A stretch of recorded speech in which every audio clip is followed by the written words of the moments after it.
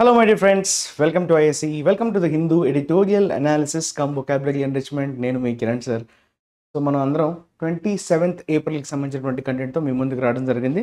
So మనం assignment రూపంలో ఇచ్చినటువంటి అసైన్మెంట్ సొల్యూషన్తో పాటు right we're going to discuss revision editorial vocabulary and assignment. So let us start our session with assignment solution. Okay, so ఎవరెవరైతే answers చేశారో వాళ్ళు ఒకసారి చూడండి. దయచేసి ఆన్సర్స్ కమెంట్ సెక్షన్ అయితే పెట్టడానికి ట్రై చేయండి. Right, I need your maximum participation in this because ఇది మీరు చెప్పిన కోరిక మేరకు ఇది పెట్టడం జరిగింది. సో ఇది సక్సెస్ఫుల్గా రన్ అవ్వాలంటే I need some response from you. Right, make sure you answer the questions. ఇక్కడ అడ్జెక్టివ్ అంటున్నాడు కదమ్మా. ఓకే, ఇట్స్ అన్ అడ్జెక్టివ్ అంటున్నాడు. And what else is saying, noun form కూడా దానికి ఉంటుంది అంటున్నాడు. కాంట్రడిక్టరీ అండ్ ఇన్కన్సిస్టెంట్ అనే మీనింగ్స్ అయితే మనకి కనిపిస్తాయి కదా. సో చూద్దాం ఒకసారి. Contradictory, inconsistent, that is nothing but your paradoxical. Okay, paradoxical అని మనం చెప్పచ్చు. Paradoxical, PARADOXICAL, paradoxical. This is an adjective. Paradox అనేది మనకి నౌన్గా మనం వాడతాం. పారాడాక్స్ ఈజ్ అ నౌన్, దాని అడ్జెక్టివ్ ఫామే paradoxical. Okay, so noun form ఏంటి? పారాడాక్స్. Adjective is paradoxical. ఎందుకు రావట్లేదు? There is some technical error. Okay, fine. The Supreme Court is scheduled on Friday. Okay, to dash its judgement. To అన్నది ఏంటి అక్కడ? Infinitive కదా. 2 + V1 అంటే ఇక్కడ ఏం రావాలి? టు అనౌన్స్ అంటున్నాడు. రిలీజ్, ప్రొనౌన్స్, రివీల్ ఇవన్నీ వర్బ్సే. జడ్జిమెంట్ని ఎప్పుడు కూడా ప్రొనౌన్స్ చేస్తుంది. Pronounce. Option C is correct. Okay, రెండోది చూడండి. ఫ్రీ అండ్ ఫెయిర్ ఎలక్షన్స్ అంటాం. ఫెయిర్ అంటే నిష్పక్షపాతంగా, ఒకరి పట్ల పక్షపాతం వహించకుండా. ఫెయిర్ అంటే జస్ట్ అని కూడా అంటాం. జస్ట్. జస్ట్ అన్నా ఫెయిర్ అన్నా సేమ్, ఈ రెండు కూడా సినోనిమ్స్. ఫెయిర్నెస్ ఇది నౌన్ ఫామ్, దానికి జస్టిస్ అన్నది మనం నౌన్గా చెప్పచ్చు. జస్ట్ అనేది యాడ్జెక్టివ్, ఫెయిర్ అనేది adjective. Free adjective, fair. Free and fair ఆ టర్మ్ కూడా వాడతాం. ఫ్రీ అండ్ ఫెయిర్ అంటే ఎటువంటి అవకతవకలు లేవు, చాలా ట్రాన్స్పరెంట్గా జరుగుతుందని అర్థం. Right, so free and fair, option C is the correct answer. Now let us talk about revision vocabulary. So నిన్న ఎడిటోరియల్లో వచ్చినటువంటి వర్డ్స్ ఒకసారి ఫాస్ట్గా మనం రివైజ్ చేసే ప్రయత్నం అయితే చేద్దాం. So very first one is remit. రెమిట్ని మనం జనరల్గా వర్బ్గా వాడతాం, కానీ నిన్న మనం నేర్చుకున్నటువంటి ఎడిటోరియల్లో రెమిట్ని మనం నౌన్గా నేర్చుకోవడం జరిగింది. Remit is nothing but your responsibility. వారి పట్ల వారికి ఉన్నటువంటి బాధ్యత అని చెప్పచ్చు. ఓకే, రెస్పాన్సిబిలిటీ అనే సెన్స్లో మనం చెప్పచ్చు. That is a noun. So ఏమొస్తుంది చెప్పండి ఇక్కడ? Can we say it is చూడండి, బాధ్యత అని చెప్పడానికి what can we use here? Scope. Okay, పరిధి అంటాం కదా, scope. Okay, or you can say use the word ambit. Scope, ambit, range ఇవన్నీ కూడా మనం చెప్పుకోవచ్చు నౌన్ కాబట్టి. తర్వాత sedentary, this is an adjective. Sedentary lifestyle అని చెప్పుకున్నాం. Sedentary lifestyle, ultra processed food, వాటి గురించి డిస్కస్ చేసాం. సెడెంటరీ లైఫ్ స్టైల్ అంటే when you're not physically active, ఫిజికల్గా మీరు యాక్టివ్గా లేని లైఫ్ స్టైల్ని సెడెంటరీ అంటారు. Okay, so physically not active, that is inactive అని చెప్పొచ్చు. అంతేనా? Inactive, physically not active, that is basically your sedentary. Okay, తర్వాత డి అన్నది కరెక్ట్ ఆన్సర్గా మనం చెప్పుకుంటున్నాం కదా, డి. సో డికి దగ్గరగా ఉన్న పదం ఏంటి? డార్మెంట్. ఓకే, డార్మెంట్ అనొచ్చు. ఇన్యాక్టివ్ కదా. Still, stationary. Okay, stationary, STATIONARY, stationary, ఇవన్నీ కూడా అడ్జెక్టివ్స్ అవుతాయి. Okay, and coming to chide. Chide is a verb. Chide అంటే ఏంటమ్మా? తిట్టడం. So chide is nothing but scold. ఎవరినైనా స్కోల్డ్ చేయడం, క్రిటిసైజ్ చేయడం అనే సెన్స్లో మనం వాడచ్చు. సో దానికి దగ్గరగా ఉన్న వర్డ్ ఏది ఉందో చూడండి. Child is scold.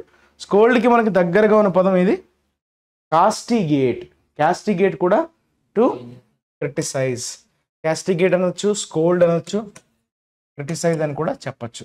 Okay, so scold, castigate, scold. Rebuke అని కూడా చెప్పచ్చు. REBUKE. ఇది మీకు బాగా పరిచయం ఉన్న పదమే. రెబ్యూక్, రెప్రిమాండ్, రెబ్యూక్ అని చెప్పుకుంటాం, విచ్ మీన్స్ స్కోల్డ్. ఓకే, తప్పు పట్టడం. డైమైన్యూటివ్, IVE కదా, so this is an adjective. Very minute అంటే ఏంటి? Small, tiny. F will be your correct. Okay, mini అనొచ్చా? టైనీ అనొచ్చు, మినీ అనొచ్చు, మైన్యూట్ అనొచ్చు, స్మాల్ అనొచ్చు. ఇవన్నీ కూడా మనం డైమైన్యూటివ్కి సినోనిమ్స్గా మనం చెప్పుకోవచ్చు. ఓకే, సో లిటిల్ మినిస్క్యూల్ అని కూడా చెప్పచ్చు. Little minuscule, minuscule. ఓకే, తర్వాత pull-up, it's a verb, phrasal verb. Pull-up అంటున్నాం అంటే ఏంటమ్మా? వారిని తప్పు పట్టడం. తప్పు పట్టడాన్ని ఏమంటాం? లంబాస్ట్. లంబాస్ట్ అంటే తప్పు పట్టడం. దాన్ని క్రిటిసైజ్ అని కూడా చెప్పచ్చు. Criticise, that is basically your lambast. LAMBAST. ఇది దీని అర్థం ఏంటమ్మా? ఓకే, అడ్మానిష్ అనొచ్చు, క్రిటిసైజ్ అనొచ్చు. ఓకే, దుమ్మెత్తిపోయడం, అడ్మానిష్. Okay, ADMONISH. తర్వాత రెట్రిబ్యూటివ్, రెట్రిబ్యూషన్ వినుంటారు. Retribution is your noun, retributive is your adjective. అంటే పనిష్మెంట్కి గురి చేయడం. రెట్రిబ్యూటివ్ అంటే విచ్ అట్రాక్ట్స్ పనిష్మెంట్. పనిష్మెంట్కి దగ్గరగా ఉన్న వర్డ్ ప్యూనిటివ్. ప్యూనిటివ్ అన్నా, అట్రాక్ట్, పనిష్మెంట్ అన్నా same, punishing. Okay, which attracts punishment. Punitive actions will be taken. అంటే పీనల్ యాక్షన్స్ అంటారు కదా, పీనల్, పెనాల్టీకి సంబంధించింది penal. Okay, that is your adjective. These are the words related to yesterday's editorial. Now let us talk about today's editorial. ఈ రోజు editorial గురించి మనం discuss చేస్తాం. సో ఇచ్చినటువంటి టైటిల్ ఏంటంటే ట్రస్ట్ ఇన్ మషీన్స్ అంటున్నాడు. ఓకే, మెషిన్స్ పట్ల ఉన్నటువంటి నమ్మకాన్ని మనం ట్రస్ట్ ఇన్ మెషిన్స్గా చెప్తున్నాడు. సో ట్రస్ట్ అంటది ఇప్పుడు దేనికి సంబంధించినటువంటిది? ఏ మెషిన్స్ గురించి మనం మాట్లాడుతున్నాం అంటే ఈవీఎంస్ గురించి, రైట్? ఈవీఎంస్ వివిప్యాట్ ఎలక్టోరల్ ప్రాసెస్లో ముఖ్యమైనటువంటి పాత్ర వహించేవి కదా. సో ఆ మెషిన్స్ పట్ల ఉన్నటువంటి అనుమానాల్ని గురించి మనం డిస్కస్ చేయబోతున్నాం. It is reassuring that the Supreme Court found nothing to impair faith in EVMs. Impair అంటే ఏంటమ్మా? స్పాయిల్. ఇంపేర్ని వర్బ్గా వాడాడు, అబ్జర్వ్ చేశారా? Impair is nothing but spoil or okay damage. Damage or spoil is nothing but your verb. Okay, EVMs పట్ల ఉన్నటువంటి నమ్మకాన్ని ఏదైతే ఉందో ఎక్కడ కూడా స్పాయిల్ అవ్వట్లేదని సుప్రీంకోర్టు మరొకసారి రీఅష్యూరెన్స్ ఇవ్వడం జరిగింది. ఇట్ ఈస్ రీఅష్యూరింగ్ అంటే మళ్ళీ ఒకసారి నమ్మకం కలిగించే విధంగా ఉంది. రీఅష్యూరింగ్ అంటే మనకి అభయం ఇచ్చే విధంగా. దీనివల్ల సుప్రీంకోర్టు ఫౌండ్ నథింగ్. సుప్రీంకోర్టు ఎటువంటి అనుమానాలు వ్యక్తం చేయట్లేదు. సుప్రీంకోర్టు చాలా క్లియర్గా వివరణ ఇచ్చింది. మాకు ఎటువంటి అపనమ్మకం లేదు, డ్యామేజ్ అవుతుంది, ఈవీఎంస్ మీద ఉన్నటువంటి ఫెయిత్ అన్నది డ్యామేజ్ అవుతున్నట్టుగా ఇక్కడ మాకు ఆధారాలు కానీ రుజువులు కానీ లేవు అన్నట్టుగా సుప్రీంకోర్టు ప్రకటించడం జరిగింది. సో ఆ నేపథ్యంలో మనం ఈరోజు ఈ ఆర్టికల్ని డిస్కస్ చేయబోతున్నాం. So please go through the entire article once. Okay, the Supreme Court of India's, చదవండి ఒకసారి దాన్ని. Is it visible now? Yes. The Supreme Court of India's rejection of the demand for 100% verification of the paper trail left by the votes cast through electronic voting machines comes as no surprise, as there is no hard evidence that the current verification system suffers from any irremediable lacuna. చూసారా, మంచి పదాలు వాడాడు. లాక్యునా అనే పదం వాడాడు. అలానే irremediable, this is an adjective and lacuna is your noun. Lacuna అంటే ఏంటమ్మా? గ్యాప్. గ్యాప్ను ఉద్దేశించి మనం లాక్యునా అని అంటాం. లాక్యునా అంటే దెర్ ఇస్ సమ్ గ్యాప్ అని. అది కూడా ఎలాంటి గ్యాప్ అంటున్నాడు? ఇర్రెమిడియబుల్. రెమిడియబుల్ అంటే సొల్యూషన్ ఉండడం. దేనికైనా సమస్యకి పరిష్కారం ఉంటే దట్ ఈస్ రెమెడీ అంటాం కదా. రెమెడీ అనే నౌన్కి remediable is a adjective. Irremediable means there is no proper remedy, there is no proper solution to that gap. Okay, అది ఇర్రెమిడియబుల్ లెక్కన. అయితే దేనికి సంబంధించి అంటాడంటే సుప్రీం కోర్ట్ ఆఫ్ ఇండియా ఒక డిమాండ్ ఏదైతే చేశారో 100% verification of the paper trail. మీకు అది అర్థం కావాలి. ఫస్ట్ పేపర్ ట్రయల్ అంటే ఏంటి? మీకు వీవీప్యాట్ మెషిన్స్ అనేవి పెట్టడానికి ఒక ప్రపోజల్ వచ్చింది. అదేంటంటే చెక్ చేయడం అనమాట. చాలామంది అనుమానాలు వ్యక్తం చేశారు ఈవీఎంస్ పట్ల. మేము వేసే ఓట్లు మేము ఎవరికి వేస్తున్నామో వారికే పడుతున్నాయా లేదా అనేటువంటి అనుమానం చాలా వరకు బాగా అపోజిషన్స్ నుంచి కావచ్చు, ప్రజల నుంచి కావచ్చు వస్తున్నట్టుగా ఎలక్షన్ కమిషన్ దృష్టికి రావడం వల్ల దానికి సొల్యూషన్గా వీవీప్యాట్ ఇంట్రడ్యూస్ చేయడం జరిగింది. ఆ వీవీప్యాట్ మెషిన్ అనేది ఈవీఎంకి కనెక్ట్ అయి ఉంటుంది. సో మీరు వేసినటువంటి ఓటు మీకు ఒక క్యాండిడేట్కి అసైన్ చేస్తారు కదా బటన్. సో ఆ బటన్ని ప్రెస్ చేయగానే మీరు వేసిన ఓటు వారికే పడిందా లేదా అన్నది రీచెక్ చేసుకోవడానికి వీవీప్యాట్లో ఒక స్లిప్ లాంటిది జనరేట్ అవుతుంది. అది ఒక 7 సెకండ్స్ పాటు ఉంటుంది. సో ఎవరైతే ఓటర్ వేస్తారో ఓట్ని తను వేసిన వ్యక్తికే పడిందా లేదా అన్నది చెక్ చేసుకోవడానికి ఒక ఆడిట్ లాంటిది. అందుకే వీవీప్యాట్ అంటారు, water verifiable paper audit trial. So మీరు వేసిన వారికే ఆ ఓటు చెందిందా లేదా, ఓకే, ఓటు వారికే వెళ్ళిందా లేదా అన్నది చెక్ చేసుకోవడానికి అది ఏర్పాటు చేసినటువంటి ఒక విధానం వీవీప్యాట్. సో అది 100% వెరిఫై చేయాలి అన్నట్టుగా సుప్రీంకోర్టు దృష్టికి తీసుకురావడం జరిగింది ఒక డిమాండ్. దాన్ని రిజెక్ట్ చేసింది సుప్రీంకోర్టు. 100% అవసరం లేదు అంటే ఈవీఎంస్లో వచ్చినటువంటి ఈవీఎంస్లో నిక్షిప్తమైనటువంటి ఓట్ల సంఖ్య, అక్కడ వీవీప్యాట్లో ఇవన్నీ స్లిప్స్ ఏవైతే ఉంటాయో అవి బయటికి రావమ్మా, అవి అక్కడే పడిపోతాయి అన్నమాట. సో వాటిని మళ్ళీ వాళ్ళు స్పాయిల్ చేసేస్తారు, రైట్. సో వాళ్ళు ఏమంటున్నారంటే ఈ అసోసియేషన్ ఆఫ్ డెమోక్రటిక్ రిఫార్మ్స్ వాళ్ళు ఈ 100% ఈ రెండు టాలీ చేయాలి, రెండు టాలీ అయితేనే అప్పుడు మనకి ఓటర్లకి విశ్వాసం పెరుగుతుంది ఈ ఎలక్టోరల్ ఓటింగ్ మెషిన్స్ మీద అన్నట్టుగా వాళ్ళు ప్రపోజ్ చేయడం జరిగింది. సో యాక్చువల్గా వాళ్ళు ఏమనుకున్నారంటే ఎక్కడైతే అనుమానాలు ఉంటాయో అక్కడ మాత్రమే వెరిఫై చేయండి, 100% అవసరం లేదు అన్నట్టుగా చెప్పడం జరిగింది. కాకపోతే ఈ 100% వెరిఫికేషన్ కోసం ఏదైతే డిమాండ్ వచ్చిందో దాన్ని తిరస్కరించింది Supreme Court. Okay, votes cast through electronic voting machines comes as no surprise. ఇది ఎవరు కూడా ఆశ్చర్యపోయేంతగా వచ్చినటువంటి రెస్పాన్స్ అయితే కాదు, అందరూ అనుకున్నదే. ఇదేదో పెద్ద సర్ప్రైజింగ్ అయితే అనిపించలేదు. ఎందుకంటే సుప్రీంకోర్టు ముందు నుంచి కూడా ఈవీఎంస్లో ఎటువంటి ఫాల్ట్ లేదనే మాటనే వెనకేస్తూ వస్తుంది. As there is no hard evidence. అయితే ఎందుకు చెప్పాల్సి వచ్చిందమ్మా, ఆ డిమాండ్ ఎందుకు రిజెక్ట్ చేయాల్సి వచ్చిందంటే ఎక్కడ కూడా బలమైనటువంటి ప్రూఫ్ కానీ ఎవిడెన్స్ కానీ కనిపించలేదు. Okay, that the current verification system suffers from any irremediable lacuna. So ఎటువంటి సొల్యూషన్ లేని గ్యాప్ ఉన్నట్లుగా మన సిస్టమ్ ప్రస్తుతానికి ఎదుర్కొంటున్నట్లుగా, బాధపడుతున్నట్లుగా, సఫర్ అవుతున్నట్టుగా ఎక్కడ కూడా హార్డ్ ఎవిడెన్స్ అనేది లేదు, బలమైనటువంటి ప్రూఫ్ అనేది లేదన్నమాట. The two concurring judgements of the bench, concurring అంటే ఇద్దరు సేమ్ ఒపీనియన్ని వ్యక్తం చేయడం. Concurring means expressing the same opinion. ఆ కాంటెక్స్లో మనం కంకరింగ్ అనేటువంటి యాడ్జెక్టివ్ని వాడతాం. సో కంకరింగ్ జడ్జ్మెంట్స్ అంటే ఇద్దరు ఒకే ఒపీనియన్ని ఎక్స్ప్రెస్ చేయడం, right. Judgments of the bench, bench అంటే ధర్మాసనం, రీఇటరేట్ అంటే మళ్ళీ దాన్ని ఎంఫసైజ్ చేయడం, మళ్ళీ చెప్పడం, రైట్, చెప్పింది మళ్ళీ చెప్పడం. Because to emphasise that, to signify it. The faith the judiciary has so far reposed in the integrity of the electoral process.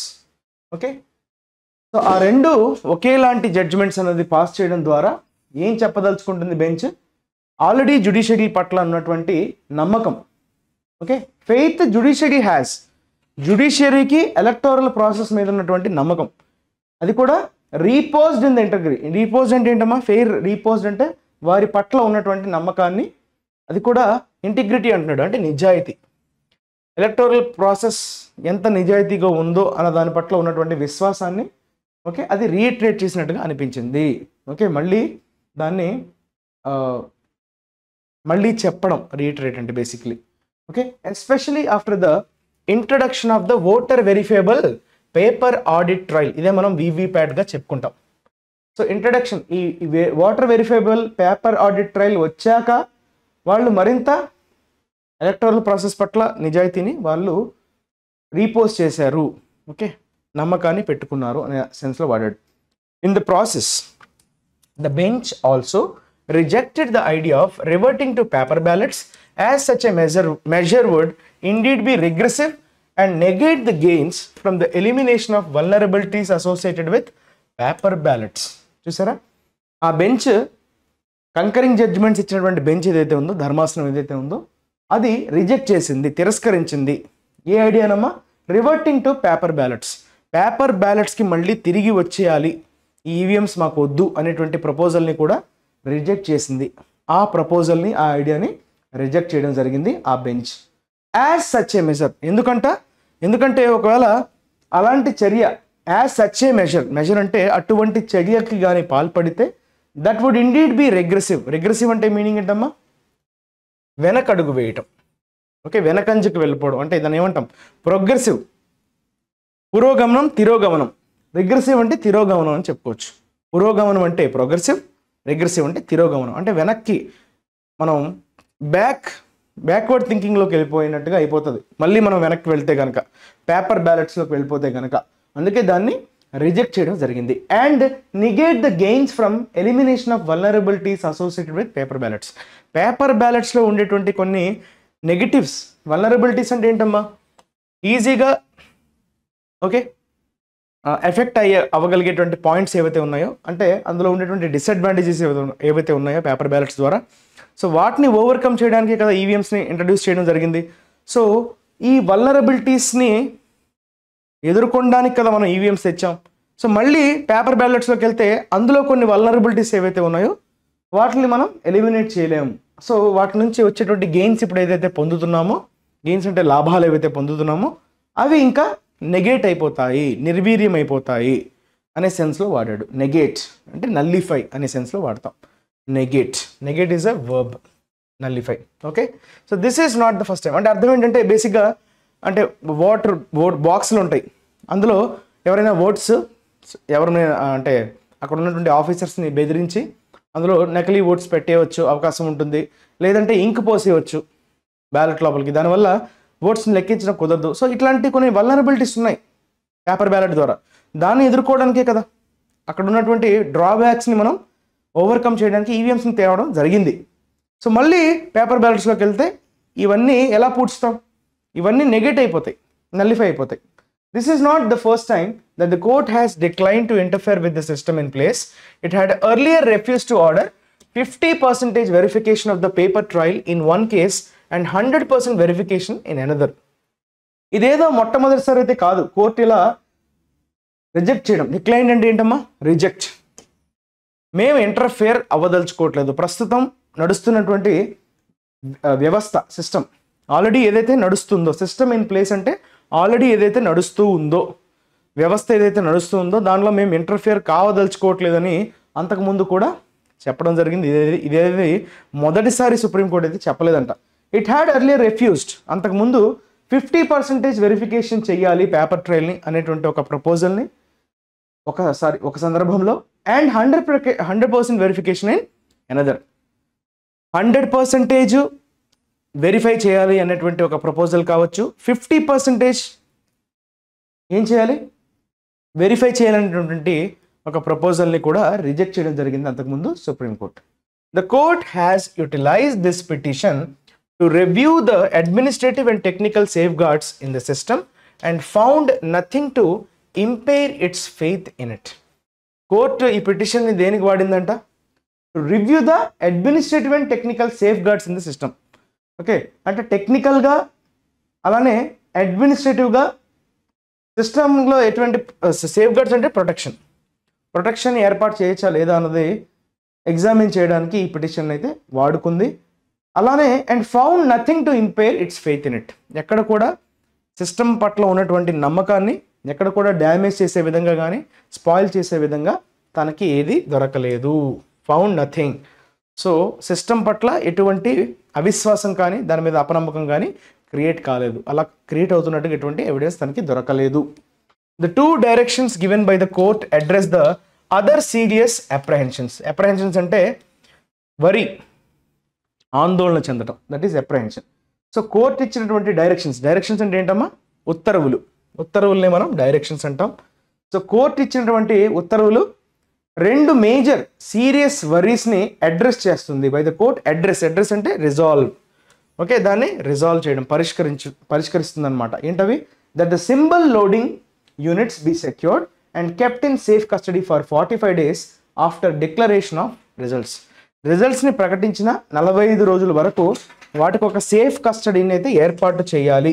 వేటికమ్మా, symbol loading units అంటే ఈవీఎంలోకి సింబల్స్ అసోసియేటెడ్ నేమ్స్ ఉంటాయి కదా, సో అవి లోడ్ చేస్తారు ఈవీఎంస్లోకి. So ఆ load చేసే ముందు ఏవైతే machines ఉంటాయో వాటిని మనం సింబల్ లోడింగ్ యూనిట్స్ అంటాం. వాటిని ప్రొటెక్ట్ చేయడం, బీ సెక్యూర్డ్ అంటే ఎవరు కూడా దాన్ని ట్యాంపర్ చేయని విధంగా, అది కూడా ఎప్పటి వరకు, 45 days వరకు. Okay, after declaration of results వచ్చిన 45 రోజుల వరకు వాటిని సెక్యూర్డ్ పొజిషన్లో ఉంచాలి అన్నట్టుగా ఒక డైరెక్షన్స్ అనేది కోర్టు ఇవ్వడం జరిగింది. And that the top 2 losing candidates could seek a verification of the microcontrollers in 5% of the EVMs in specified polling booths so that tampering, if any, may be detected.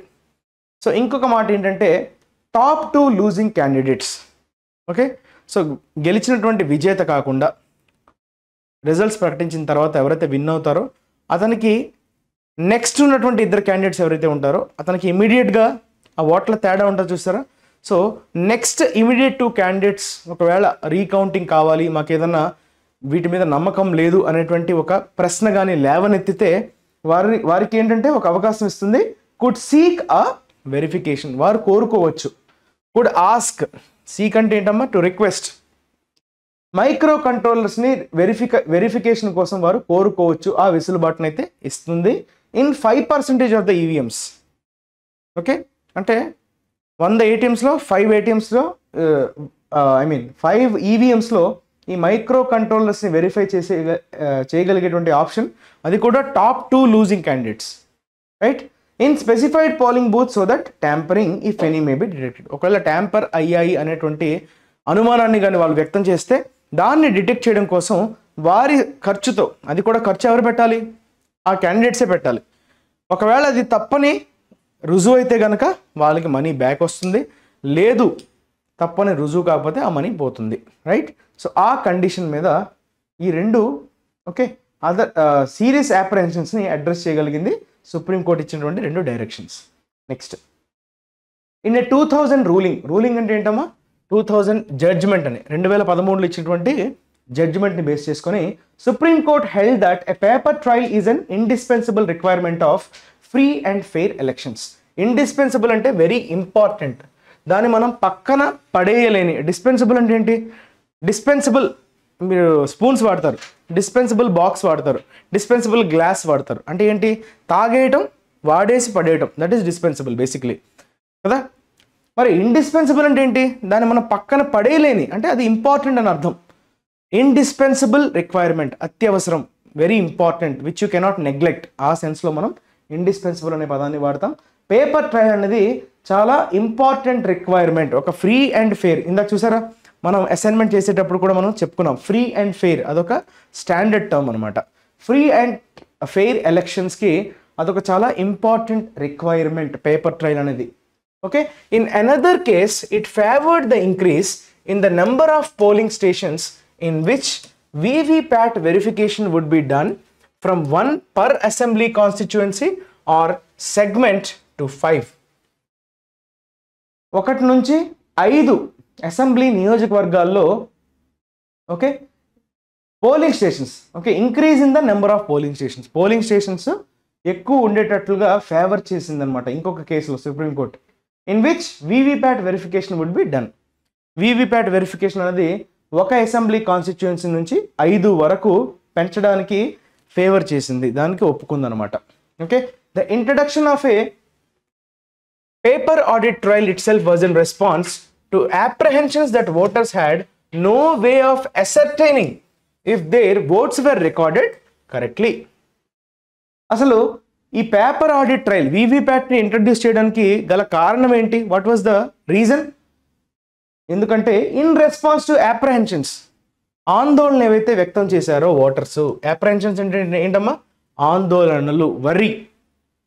Voters చాలామంది ఆందోళన చెందారు, ఏమని, మేము వేసేటువంటి oats మేము వేసిన వాళ్ళకే పడుతున్నాయా లేదా, మేము వేసిన ఓటు వేరే వారికి పడట్లేదు కదా, పడిపోవట్లేదు కదా అనేటువంటి అనుమానాలు ఏవైతే వ్యక్తం చేశారో దాన్ని యాజ్ అ వే ఆఫ్ అసర్టైనింగ్ అంటే వెరిఫైయింగ్, దాన్ని వెరిఫై చేసుకోవడానికే ఈ సిస్టమ్ని ఇంట్రడ్యూస్ చేయడం జరిగింది. దేన్ని, VVPAT సిస్టమ్ని. Okay, ascertaining if their votes were recorded correctly, వారి ఓట్స్ కరెక్ట్గా రికార్డ్ అవుతున్నాయా లేదా, అంటే ఎవరికి వేస్తున్నామో వారికే ఆ ఓట్స్ వెళ్తున్నాయా లేదా అన్నది చెక్ చేసుకోవడానికి. Okay, ascertain means verify.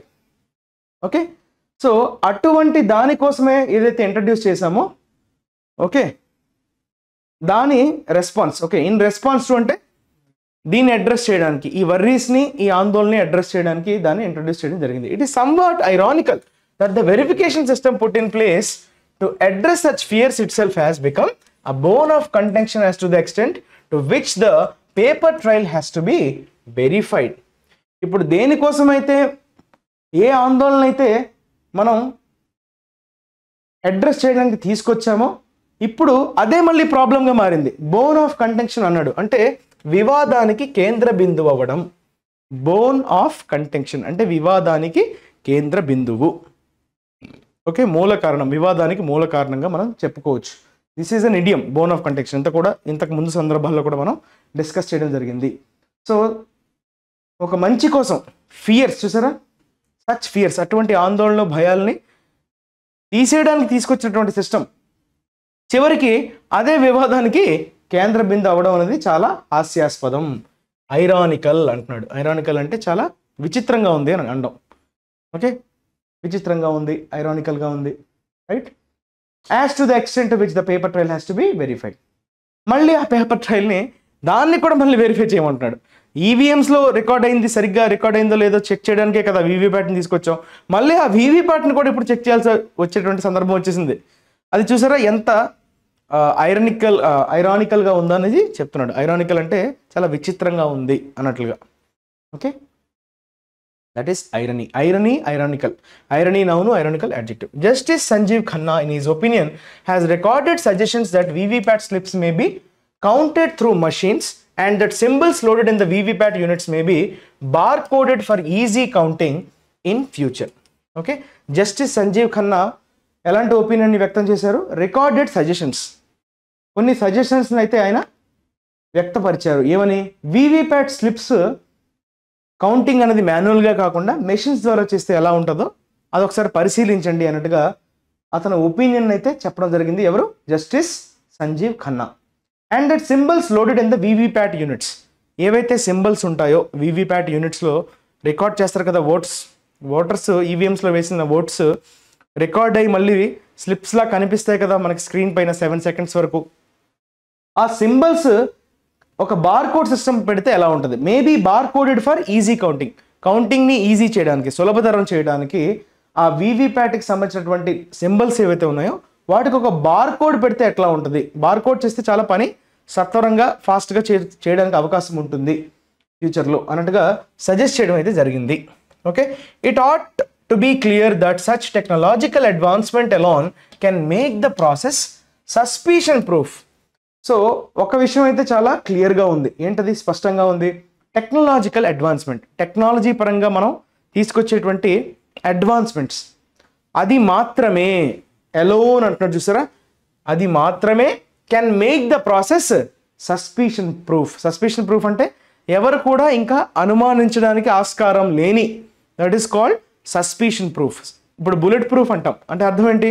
బుల్లెట్స్ని తట్టుకొని నిలబడగలిగేది bullet proof. Water proof, water వచ్చి దాన్ని ఓకే ఏ విధంగా వాటర్ వల్ల అది ఎఫెక్ట్ కానిది, దట్ ఈస్ వాటర్ ప్రూఫ్. అలానే సస్పిషన్ ప్రూఫ్ అంటే ఏంటి? ఫూల్ ప్రూఫ్ అనే వర్డ్ ఉందమ్మా, ఫూల్ ప్రూఫ్ మెథడ్స్ అంటారు. అంటే ఎవరు కూడా ఫూల్ చేయలేని విధంగా అని చెప్పడం, దట్ ఈస్ ఫూల్ ప్రూఫ్. అలానే సస్పిషన్ ప్రూఫ్ అంటే అనుమానాలు వ్యక్తం చేయడానికి ఆస్కారం లేనటువంటి అనే సెన్స్లో వాడతాం. ఓకే, అప్పుడు ప్రాసెస్ మీద, ఆ ప్రక్రియ మీద నమ్మకం పెరుగుతుంది.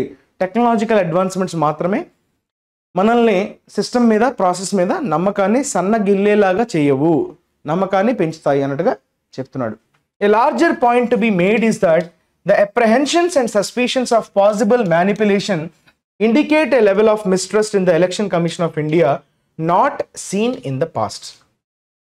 ఒక మేజర్ పాయింట్ ఇక్కడ మనం అర్థం చేసుకోవాల్సింది ఏంటంటే అప్రహెన్షన్ అండ్ సస్పిషన్స్, అనుమానాలు, ఆందోళనలు ఆఫ్ పాసిబుల్ మ్యానిపులేట్ చేయడానికి అవకాశం ఉంది అనేటువంటి అనుమానం కావచ్చు, ఆందోళన కావచ్చు, అది దేన్ని ఇండికేట్ చేస్తుంది?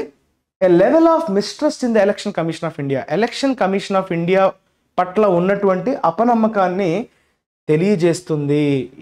ఎంత మిస్ట్రస్ట్ ఉంది ఎలక్షన్ కమిషన్ ఆఫ్ ఇండియా పట్ల అన్నదాన్ని తేటతెల్లం చేస్తుంది. ఇండికేట్ మీన్స్ తేటతెల్లం చేస్తుంది.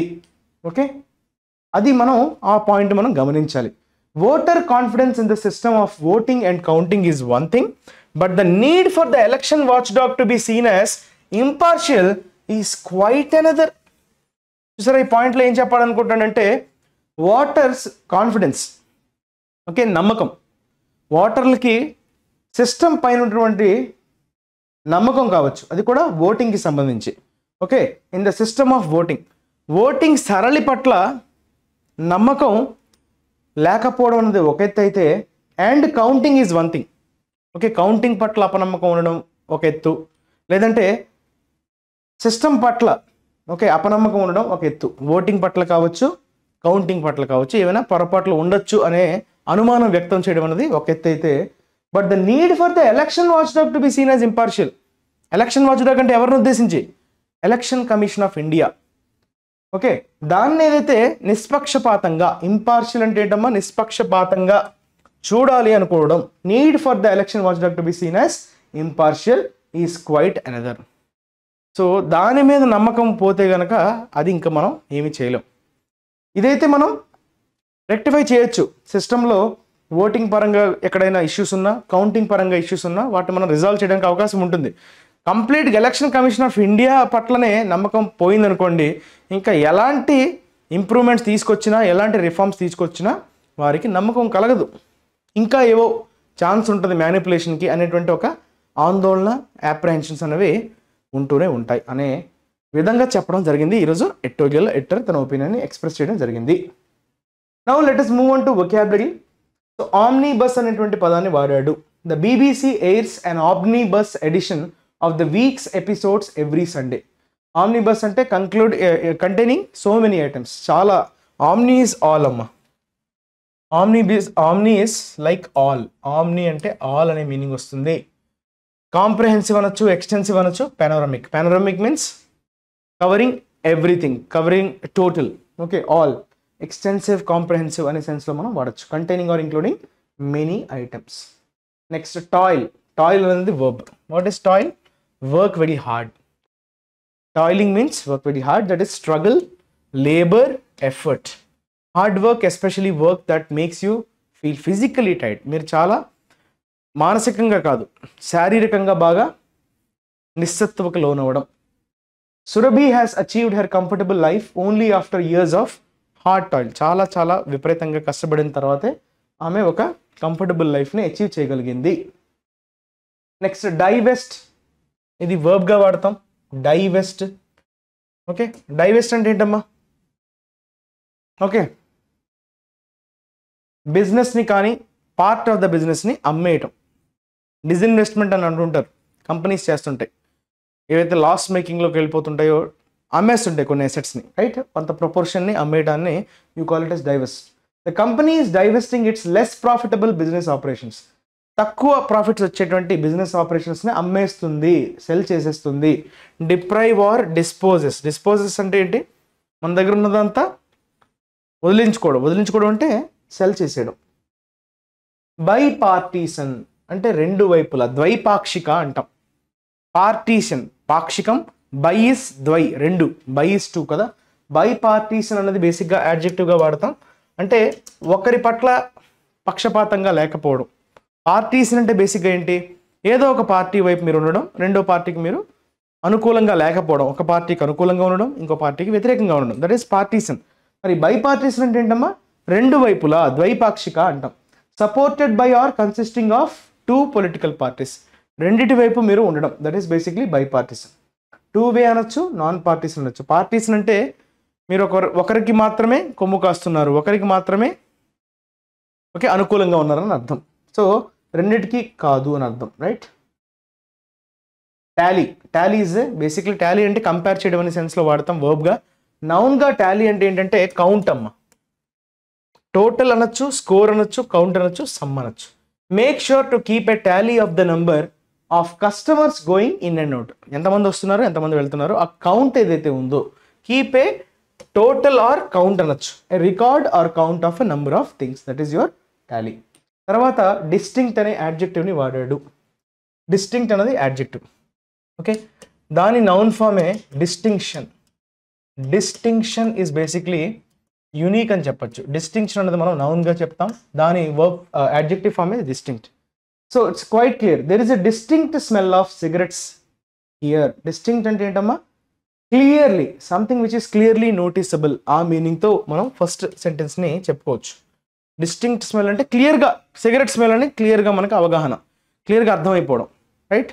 దట్ ఈస్ క్లియర్, స్పష్టం. The two concepts are quite distinct అంటే ఒకటితో ఒకటి సంబంధం లేదు, చాలా డిఫరెంట్ అని, సెపరేట్ అనే సెన్స్లో ఇక్కడ డిస్టింక్ట్ వాడాడు. రెండు అడ్జెక్టివ్సే. ఓకే, ఇక్కడ యూనిక్ అనే మీనింగ్ వస్తుంది, distinct smell, unique smell and very clear. ఇక్కడ ఏంటమ్మా quite different, different or separate అనే సెన్స్లో వాడుతున్నాడు. సో ఈ రెండు యూసేజెస్ జాగ్రత్తగా అబ్జర్వ్ చేయండి, రైట్? Next nihilism. దీన్ని మనం ఒక ఇజం అంటే ఏంటమ్మా ప్రిన్సిపల్ కదా, అంటే ఇది ఒక నౌన్గా మనం చెప్పుకోవచ్చు. నిహిలిజం అంటే శూన్యవాదం అంటాం, అంటే ప్రపంచంలో ఉన్నదంతా కూడా నెగటివ్ అని బాగా నమ్మే వ్యక్తుల్ని మనం నిహిలిస్టులు అంటాం. Nihilist is a common noun, NIHILIST, this is your common noun. Nihilism అనేది శూన్యవాదం, ఇజం ఈజ్ వాదం. ఓకే, సినిసిజం అంటే always your negative about something, మీరు దాని పట్ల నెగటివ్గా ఉండడం, డౌట్స్ని ఎక్స్ప్రెస్ చేయడం. స్కెప్టిసిజం అన్నా, సినిసిజం అన్నా, పెసిమిజం అన్నా ప్రతిదాన్ని మీరు క్వశ్చన్ చేయడం, ఇది కాదేమో, నెగటివ్గా ఆలోచించడం, right? Rejection of all religious and moral principles in the believe that life is meaningless. జీవితం మొత్తం శూన్యం, ఏమి మీనింగ్ లేదు అని బాగా నమ్మడం, రైట్? ఇది కొంచెం నెగిటివ్ అమ్మా. They condemn the show for its cynicism and nihilism. Cynicism అంటే ప్రతిదాన్ని కూడా క్రిటిసైజ్ చేయడం, నెగిటివ్గా ఆలోచించడం. నిహిలిజం అంటే శూన్యవాదం. Next aggression. Aggression is basically your noun, negative కాంటెక్స్లో వాడతాం. Aggressive, this is basically your adjective which is used in negative context. Aggressive అంటే ఏంటి? లూజ్ యువర్ కూల్నెస్, బాగా అగ్రెసివ్గా ఉన్నారంటే కోపంగా ఉండడం. అగ్రెషన్ అనేది నౌన్. బెలిజరెన్స్, ట్రూస్లెన్స్, బెలికోసిటీ, ఇవన్నీ కూడా ఎప్పుడు కూడా మీరు ఒకరితో వార్కి రెడీగా ఉండడం ఆర్ ఏదన్నా ఒక ఘర్షణకి రెడీగా ఉండడం, right? You always show your readiness to fight. Okay, fight చేయడానికి మీరు ఎప్పుడు రెడీగా ఉన్నట్లుగా, రైట్? రెడీగా ఉండడం. బెల్ అనే రూట్ వర్డ్ ఎప్పుడు కనిపించినా కూడా that is related to war. Some types of dog are bred for aggression. Okay, వాటిలో ఒక అగ్రెసివ్ నేచర్ అంటాం కదమ్మా, అగ్రెసివ్గా ఉంటాయి. ఆ అగ్రెసివ్ కోసమే వాటిని పెంచుతారంట. బ్రెడ్ అంటే వాటిని పోషించడం, ఆ సెన్స్లో వాడతాం. Spoken or physical behaviour that is threatening or involves harm to someone or someone. ఇంకొకరిని హార్మ్ చేసే విధంగా, హాని చేకూర్చే విధంగా ఉండడం, అలానే థ్రెటనింగ్గా ఉండడం, మనల్ని థ్రెటన్ చేసే విధంగా ఉండడం. That is basically your aggression. Assignment of the డేని చూద్దాం. అసైన్మెంట్ సొల్యూషన్ ఆల్రెడీ మనం చూసేసాం కాబట్టి ఒక్కసారి అసైన్మెంట్ ఆఫ్ ద డేని ఖచ్చితంగా మీరు ఆన్సర్ చేయండి. Is it clear? Is it visible? Right. So ఇక్కడ ఎన్ని వర్డ్స్ ఉన్నాయి? 1 2 3 4 5 6 లెటెడ్ వర్డ్ ఇచ్చాడు. ఇది నెగటివ్ కాంటెక్స్లో వాడే యాడ్జెక్టివ్ అంటున్నాడు, దానికి నౌన్ ఫామ్ కూడా ఉంది, రైట్? మెంటల్లీ ఇల్ అంటున్నాడమ్మా, నౌన్ ఫామ్ ఎగ్జిస్ట్. అంటే బేసిక్గా ఈ వర్డ్ యాడ్జెక్టివే, దానికి నౌన్ ఫామ్ ఉందంట. మెంటల్లీ ఇన్ ఆర్ అన్బ్యాలెన్స్డ్, అందుకే నెగిటివ్ వచ్చింది. అన్బ్యాలెన్స్డ్, నాట్ బ్యాలెన్స్డ్, సమతుల్యం లోపించడం అనే సెన్స్లో వాడతాం. అలానే మానసికంగా జబ్బుపడ్డ వ్యక్తి, మెంటల్లీ ఇల్. సో ఆ పదాన్ని ఏమంటాం అన్నది అడిగాడు. ఆన్ వెరిఫికేషన్ ఇట్ ఫౌండ్, ఇది ఒకసారి మల్టిపుల్ ఎర్రర్స్ ఉన్నాయి. ఈ ఎర్రర్స్ అన్నవి ఎక్కడెక్కడ ఉన్నాయి అన్నది మీరు కమెంట్ సెక్షన్లో అయితే మెన్షన్ చేయండి. సో ఇవన్నీ కూడా మీకు ఎగ్జామ్స్లో అడిగినటువంటి అప్లికేషన్స్ని మనం క్వశ్చన్స్ రూపంలో తయారు చేస్తున్నాం. సో దట్ మీరు ఎంత మీ స్కిల్స్ని, తర్వాత మీరు నేర్చుకున్న వాటిని ఎంత బాగా అప్లై చేస్తున్నారు అన్న దాన్ని టెస్ట్ చేయడానికి ఈ క్వశ్చన్స్ అన్నిటిని ఫ్రేమ్ చేయడం జరిగింది. On verification it found that the discrepancy had arised on account of the failure of the presiding officer to deleting the mock poll data. Okay, ఎన్ని ఎర్రర్స్ వచ్చాయి, అవి ఏంటి, వాటిని ఎలా రెక్టిఫై చేయాలన్నది మీరు కమెంట్ సెక్షన్లో అయితే మెన్షన్ చేయడం మర్చిపోవద్దు. వీకెండ్ని ఎంజాయ్ చేసే ముందు ఖచ్చితంగా వీడియోని వాచ్ చేయండి. ఒకవేళ ఈరోజు కుదరకపోయినా రేపు సండే కాబట్టి రేపు దీన్ని జాగ్రత్తగా నేర్చుకొని వీడియోని లైక్ చేయండి. అలానే కామెంట్ సెక్షన్లో పెట్టి సొల్యూషన్స్ని పెట్టండి. మళ్ళీ మండే వీటి యొక్క సొల్యూషన్స్తో పాటు ఎడిటోరియల్తో మీ ముందుకు వచ్చేస్తా. అంతవరకు take care, have a nice weekend. Your Kiran sir signing off. Take care, bye.